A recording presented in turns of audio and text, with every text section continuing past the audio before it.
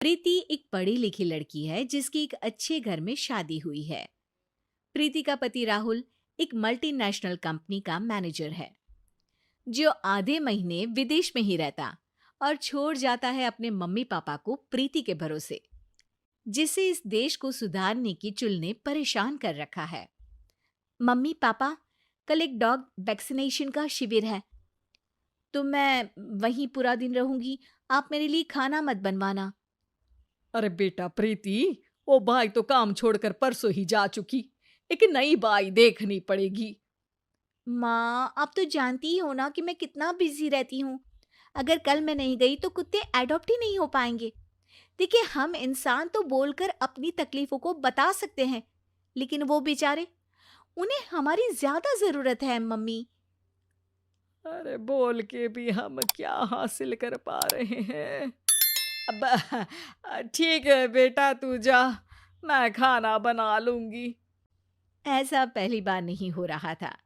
देश भर में जितने एनजीओज हैं, चाहे वो स्टूडेंट्स के अधिकार के लिए हो या गरीबों में खाना बांटने का काम हो, प्रीति सबसे जुड़ी हुई थी। रोज कहीं बाहर ही रहती थी, एक शिविर में नहीं तो दूसरे में, और छोड़ जाती थी अपने सास ससुर को उनके खुद के भरोसे। और जब कोई उसे कहे, अरे प्रीति, कभी तेरी सास का हाथ भी बटा दिया कर, तो उसका एक ही जवाब रहता था, देखो, हम लोगों को तो सब कुछ घर बैठे मिल जाता है। अगर आज मैं इस शिविर में नहीं गई तो पता नहीं कितने लोग सड़क पर आ जाएंगे। प्रीति को समझाना संभव ही नहीं था, और ये बात उसके सास ससुर भी मान चुके थे। इसलिए सुबह सुबह सास ही किचन में खाना बनाने जाती है और देखती है कि घर में सब्जियां खत्म है। अरे प्रीति बेटा, सुन तो जरा। क्या हुआ मम्मी? मुझे बहुत लेट हो रहा है, और आप तो जानते हो ना कि अगर मैं इस शिविर में नहीं गई तो। हाँ हाँ, कुत्ते एडॉप्ट ही नहीं हो पाएंगे, सब जानती हूँ। अरे पर घर में सब्जियां खत्म हो गई है।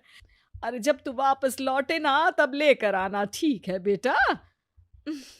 ठीक है मम्मी, अ, चलिए मैं चलती हूँ। और हर बार की तरह प्रीति अपनी पार्टीज और आफ्टर पार्टीज में इतनी बिजी रह गई कि सामान लाना ही भूल गई। बात केवल सब्जियों की नहीं थी, लेकिन प्रीति हर रोज किसी नए शिविर में निकल जाती थी, अपने सास ससुर को अकेला छोड़कर। एक हफ्ते बाद प्रीति के ससुर जी के हाथ में दर्द होने लगा। अरे बेटा प्रीति, पापा जी के हाथ में बहुत दर्द हो रहा है। आज इनको डॉक्टर के पास लेकर जाना पड़ेगा। ठीक है माँ, आप हो आओ, मैं बाहर ही खा लूंगी। अरे बेटा, मैं कैसे ले जाऊं? ये काम तो हमेशा राहुल ही करता था, और मुझे तो डर है कि कुछ ज्यादा बड़ी बीमारी ना हो जाए। उफ़ो! आज मुझे मेडिकल शिविर में जाना है। बेचारे बड़े बुजुर्ग जिनके अपने फैमिली वाले उनका ध्यान नहीं रखते, उनका पूरा मेडिकल चेकअप होगा।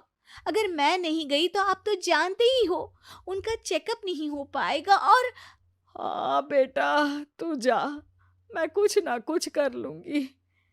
प्रीति के सास और ससुर दोनों ही काफी समय से प्रीति को समझाना चाह रहे थे कि उन्हें भी मदद की जरूरत है, लेकिन अब तो पानी सर के ऊपर जा चुका था।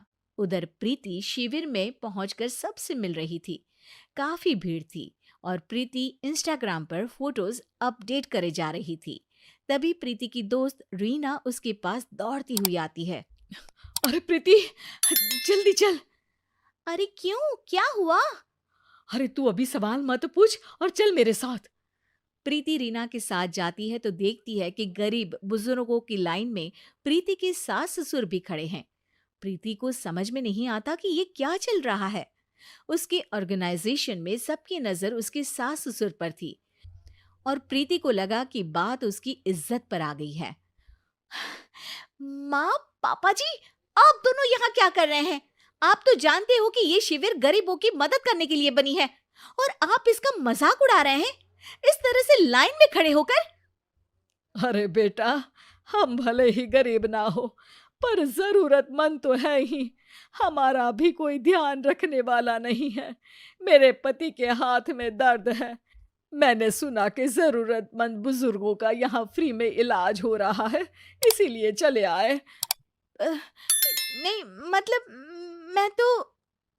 प्रीति को समझ में आ गया था कि समाज को संभालने से पहले उसे अपना घर संभालना चाहिए, और वो सर झुकाकर अपने सास ससुर से माफी मांगती है।